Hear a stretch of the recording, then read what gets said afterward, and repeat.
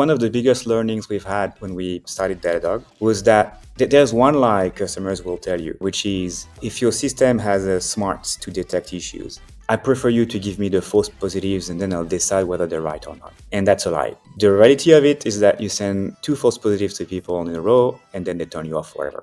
Voice will be the future of the digital interactions, of how you interact with interfaces of the digital world. And it can carry so much more emotion, so much understanding than text. And the plethora of use cases is wide. And we actually think that there will be 1 or 2 new model breakthroughs that are required in the audio space to really get it to another level. We just went out and spoke to hundreds, maybe even thousands of people, try and understand like what is video, why do people make video, who's not making video but wants to make video. And I think that was one of the advantages we have of being like very young and being very naive, is that you can really approach a space with 0 baggage, right?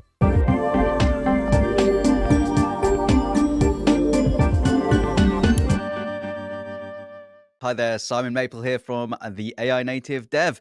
And on today's episode, we're going to have a quick look back at a number of episodes whereby we see some of the leading companies in AI start building their own platforms and in some cases building their own models to improve some of the products that they're actually building. We're going to start off with the Datadog CEO, Olivier Pomel, and his discussion with Guy Podjarny. And as part of that, there was a part of that discussion whereby Olivier talked about how they essentially flood the LLM with a bunch of work that essentially a logic that assesses whether their answers are trustworthy. And essentially LLMs will always answer whether that's right or whether it's wrong. So it's really, really important to provide the user with an amount of confidence. And that's exactly what Datadog did. So really, really interesting about how they use that almost like a level of trustworthiness before providing that information to the end user. I guess the first thing I want to talk about a little bit is sort of trusting the insights from these tools, right? So you mentioned, bits, and in general, there's a lot of maybe like an intrinsic understanding that is sort of easy to grok around the fact that observability deals with vast amounts of data, and AI is amazing at data. It can look at all of these things, and now it can read the lines and kind of make sense of them and give you whatever it is, the root cause analysis, or even choose when to wake you up at night. But as we've just discussed with some snowboarding examples, it also doesn't always get it right. I guess, how do you, first, maybe what's your sort of sense of the current accuracy level of detecting these things and kind of, giving you the correct answer? And what's the appetite for experimentation in this domain amidst users? Are they accepting, shall we say, of mistakes? Do they expect perfection? Yeah, I think so. I'll start with one of the biggest learnings we've had when we started Datadog was that there's one lie customers will tell you, which is if your system has a smarts to detect issues, I prefer you to give me the false positives and then I'll decide whether they're right or not. And that's a lie. The reality of it is that you send 2 false positives to people in a row and then they turn you off forever. There's very little appetite to chase down the wrong path because of a machine that told you so. People will do it because of a human coworker, but they won't do it because of a machine. And so the bar for precision needs to be very, very high on anything that relates to observability.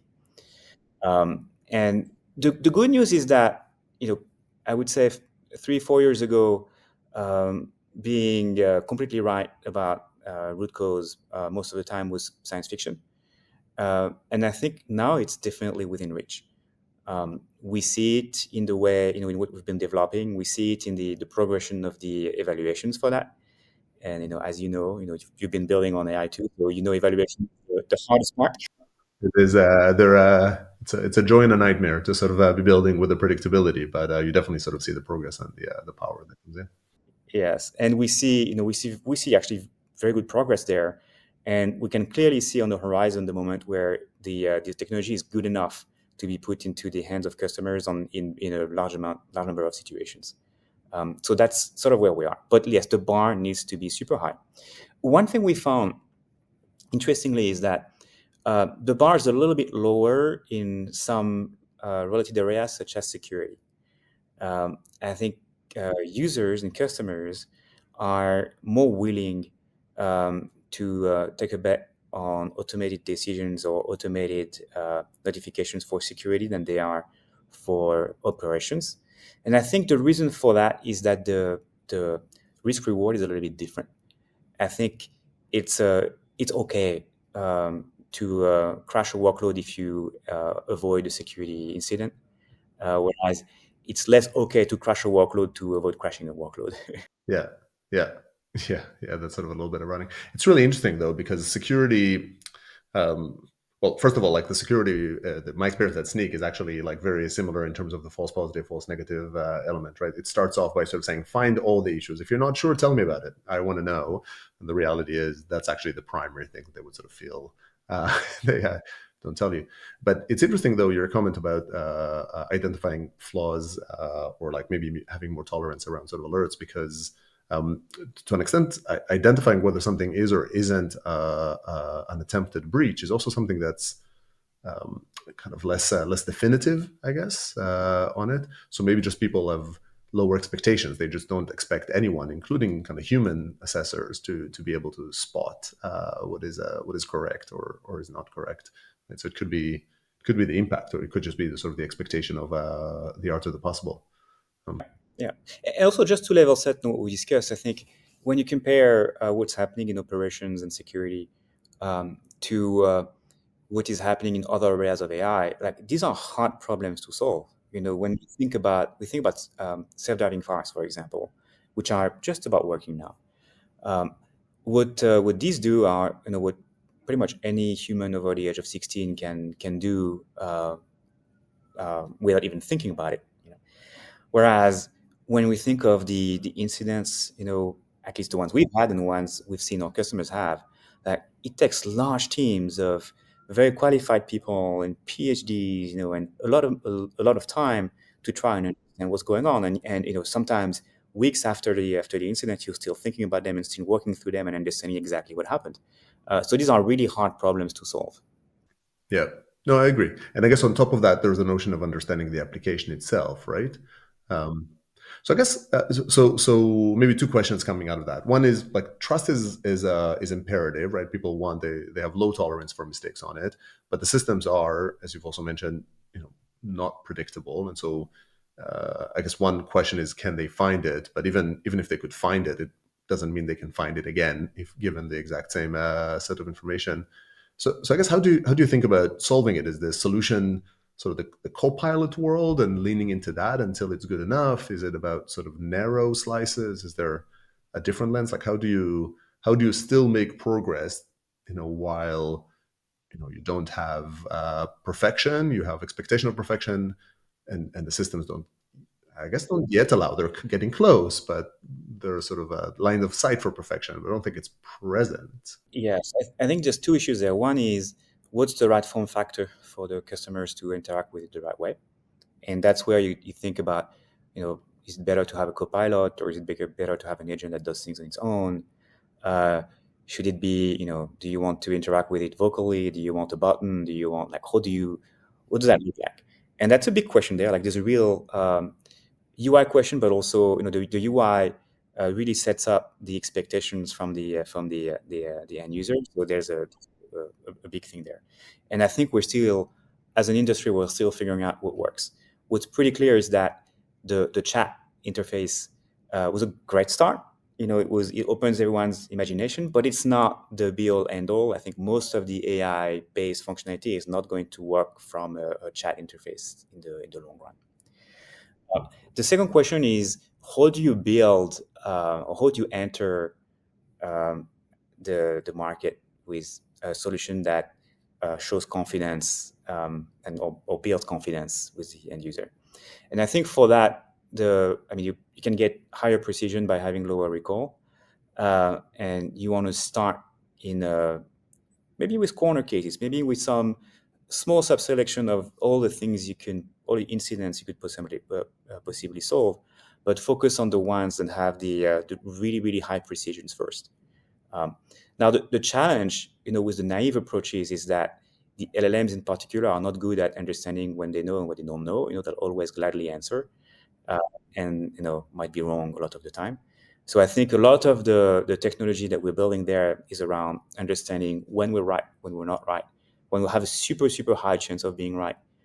So we can actually volunteer guess and maybe solve the issue directly for customers as opposed to not saying anything. One advantage we have as a company that's already used for observability is that we can pick and choose basically the use cases and the issues for which we're going to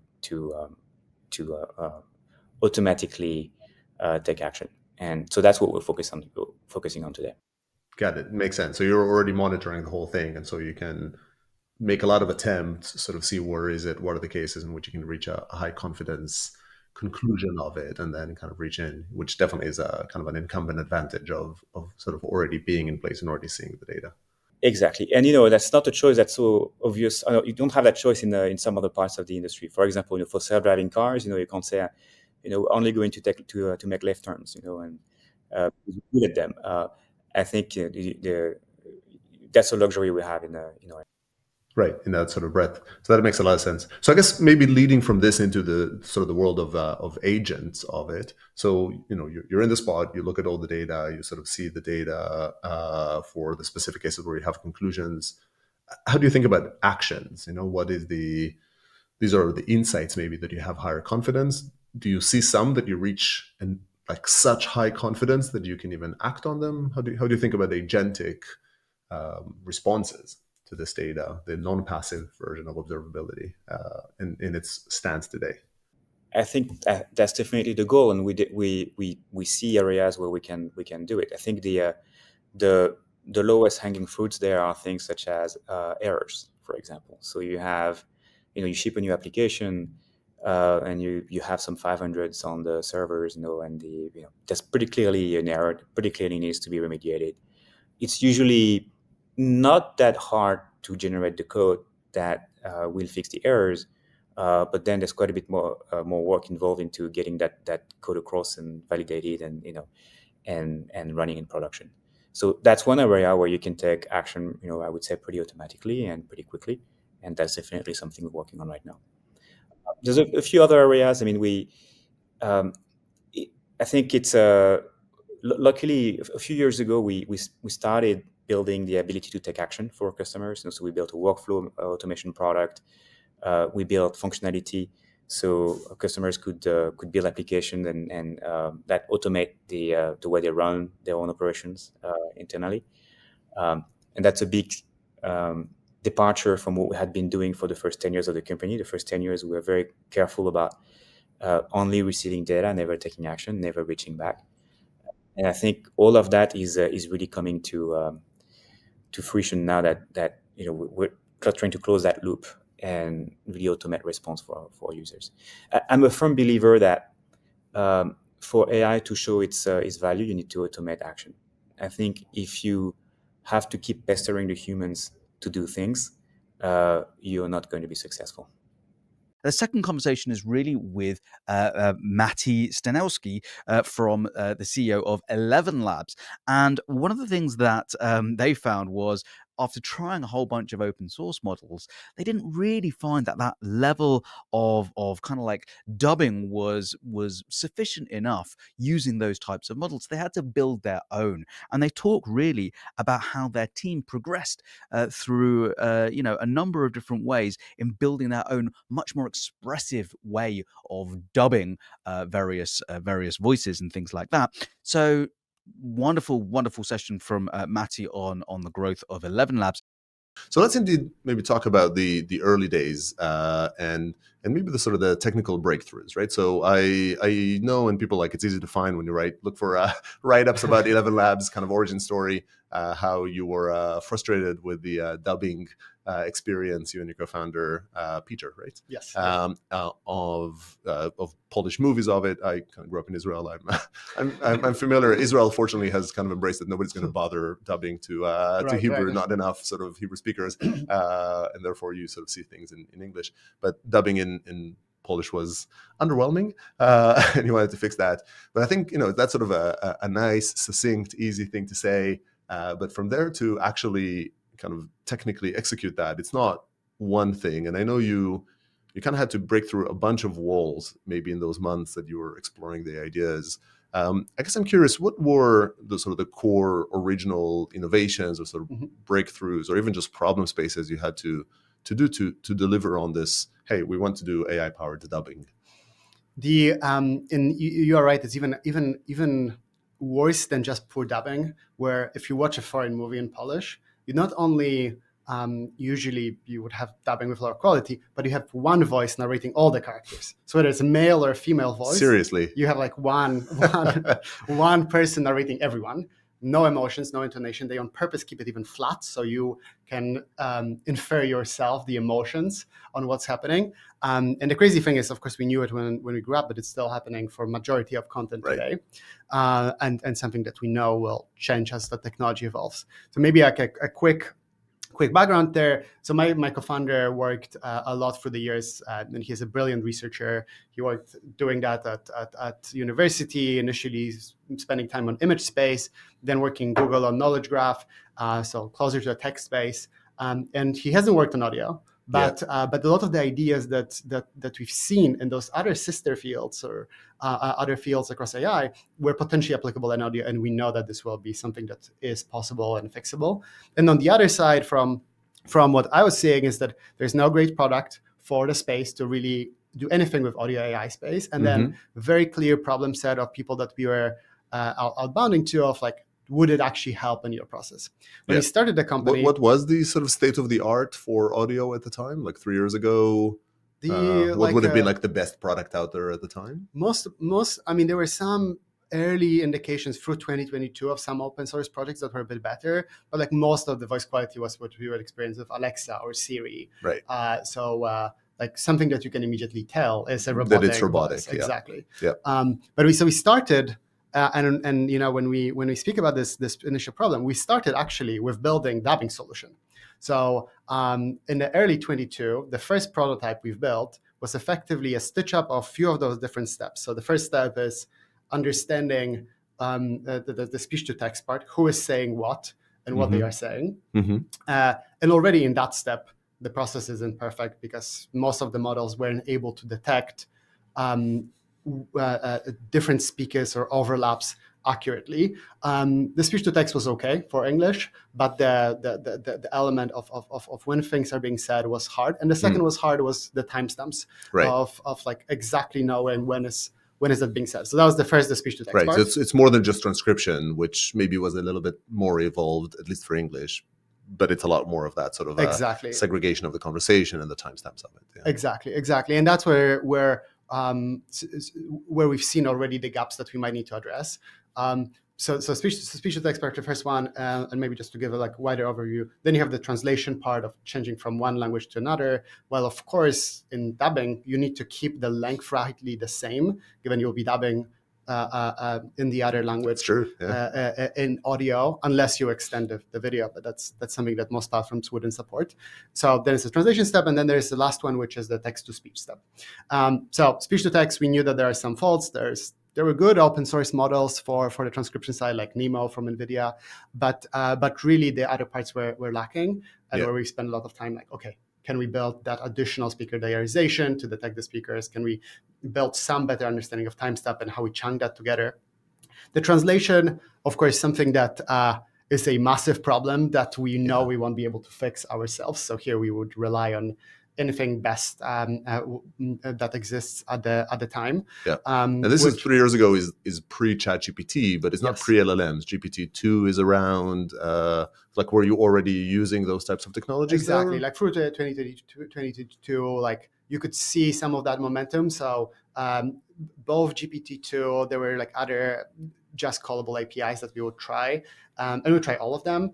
And the truth is, like already then, you had 80% of the quality of the translation and then it really depended on the type of content. If you had like a voiceover documentary, translation was pretty good. The moment it started being like short sentences with a lot of emotions, that when it would fall through. But we would use any external API or starting to use the models, which was also good for us because it kind of gave us the signal what's happening in the field. Yeah. And then the third step, text to speech.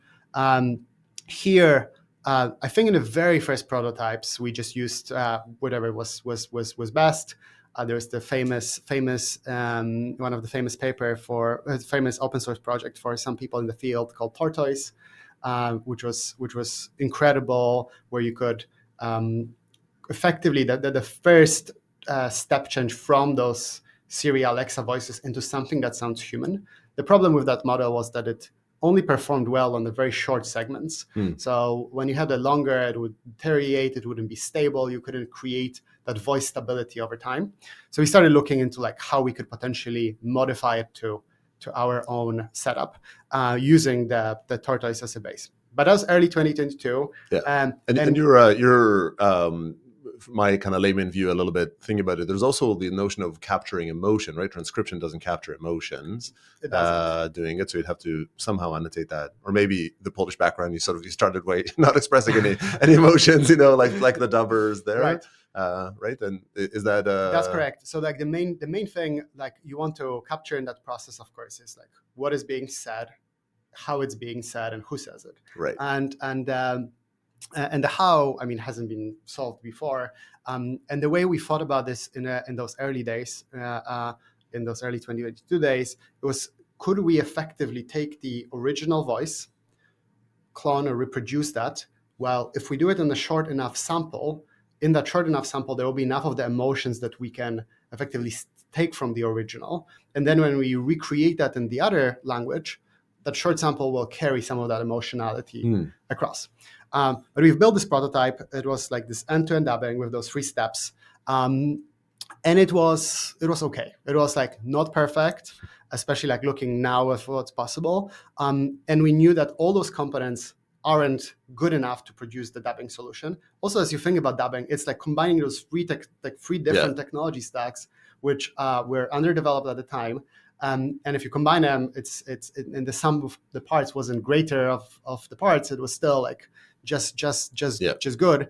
And at the same time, we were starting to ask a lot of the potential users, creators, like, would you be interested in dubbing, trying to prototype based on our work? And it was very clear quickly that the quality is slightly below where they would actually be interested in like pushing ahead at the time we could deliver. And then we took a step back. And that's kind of to your second part of the question, which was to be able to solve this problem truly, instead of relying on the technologies that exist, what we really need to build is our own models. So not rely on any of the ones that do exist for audio, but actually go a step deeper and try to create our own, starting with text-to-speech model and voice cloning or voice creation model to fix that last step, right? Which at the same time coincided with understanding the pain point of like, when we outbounded about dubbing was like, yes, dubbing is a problem out there in the future, but really if I could just do the voiceovers more easily without my voice, if I could correct and pre-process or post-process and understand how the script can sound or change the corrections after I've done it, that would be so much more immensely helpful. So we had these 2 very clear signals of like, there's this big other problem that is on the way to solve what we set out with, and then the research isn't good enough. So we actually need to take a step back and build our own models. We then talk with Victor Riparbelli from Synthesia, and Victor took a very kind of like unusual approach to build that company. A number of rejections actually until Victor secured for his company, and really talked about that insight that ultimately video generation needs to evolve, very similar to digital audio, from modular layered components that are remixable. And this kind of like guided the future of how Victor built the Synthesia company. So you started the company back in 2017, kind of the AI winter type period. At the time, it wasn't like the best fundraising strategy to come and up with AI. And today you're this sort of high flyer. I think you announced that you're over 100 million in ARR, and you grew there like massively fast, and that's incredible. But it didn't look like that in the early years of it. Can you tell us a little bit about just a bit of an abbreviated story of the early years. Yeah, for sure. Yeah, I think in many ways, I think we're a kind of a classical story of, looking like fools for 3 or 4 years. But then, eventually turned out that the kind of bet we made back in 2017, we found the company was right. But the very brief story is that I'm from Copenhagen, Denmark. I grew up there, did a bunch of things by myself, worked in the Danish startup ecosystem, knew that I wanted to build a company, knew I didn't want to build like accounting tools and kind of business process things. I love science fiction. Did you say you haven't? You've sort of built something a bit more creative than that, and back then I was like building like HR tools, stuff like that. And it was like I learned a lot from it, right? But I was just like on a personal level, I love sci-fi, I love frontier tech, and I wanted to do something like that. So I moved to London and I spent a year trying to figure out like what I wanted to build. This was just when AR and VR were kind of like in kind of a hype cycle. So the Oculus had just came out and everybody thought that by now we would definitely all be in VR headsets all the time. I love VR still to this day, but I kind of back then felt it's not really there yet. Like there's just too many obstacles. It's out of my control to build a big company around it. But I met Professor Matthias Niesner, my co-founder today, who had also looked at VR, but he'd kind of looked at more of the content creation angle. And he'd done this paper called Face to Face, which really was the first time the world saw a neural network producing photorealistic video frames automatically. And this paper like made quite a big stir, and I saw it as well. And I just got obsessed with it. I felt like this is super early, and of course, it barely worked. And we look back today, it doesn't look very impressive. But I just felt like something very magical here. Right? This is going to change first how we create content, and then it's going to change content itself, as we've just discussed. And I just felt there were so many parallels. I love music. Music is my big passion when I'm not working, and especially electronic music. And I saw so many parallels to how we, by now, like a lot of years ago, we started to digitize how you make music, right? You can sample things. Right. You're having to use realism. You can build synthesizers. You can create sounds yourself out of nothing, right?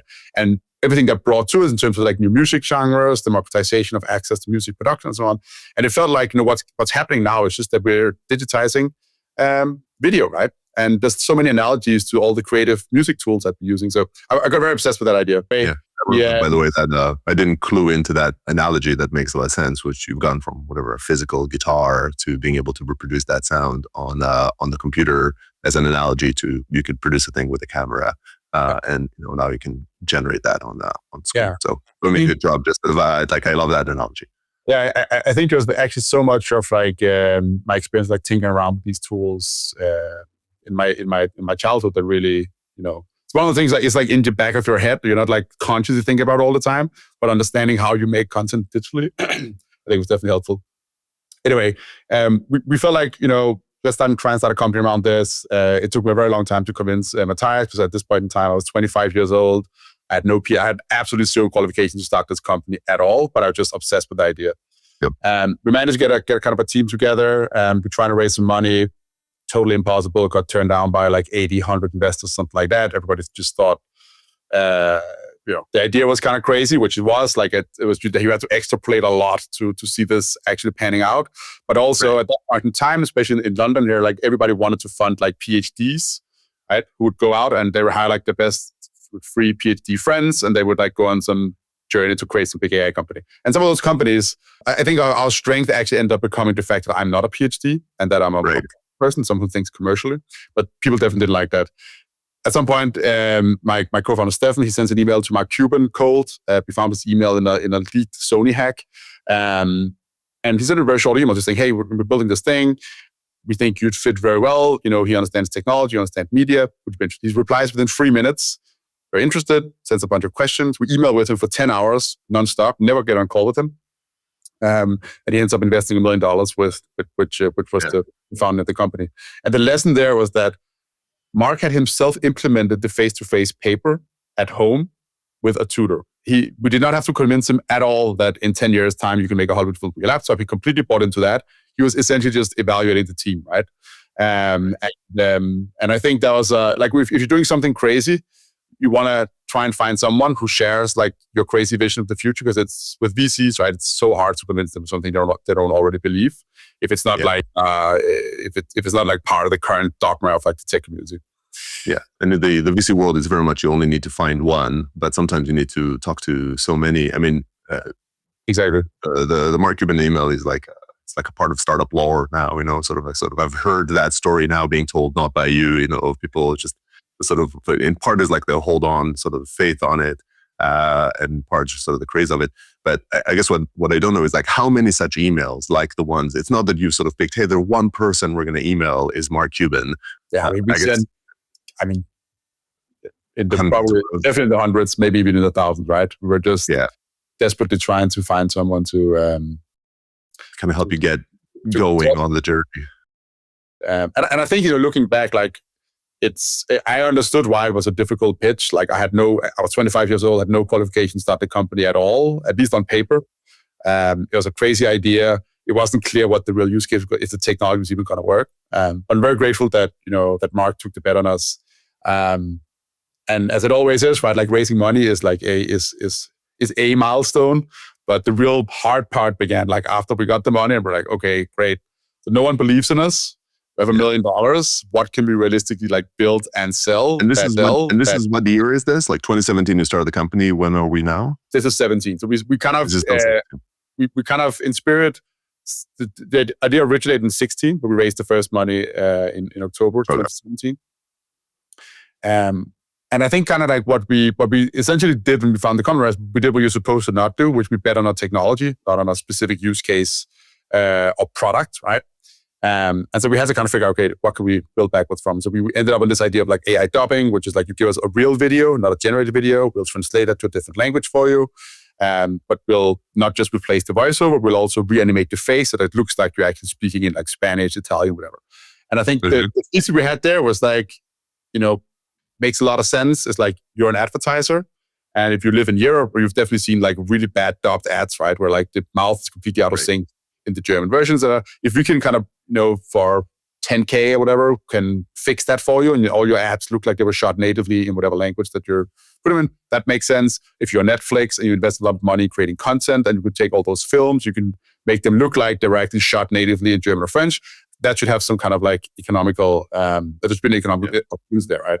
I love how this is a European pain point or a pain point felt more in Europe on it. We had Matti on the from ElevenLabs on the podcast as well, and they also a bunch of years later started in that pain. But I think there's just you feel it more closely when you live in a non-single language ecosystem compared to the US. It was very interesting because like the first two funding rounds were very, very, very difficult.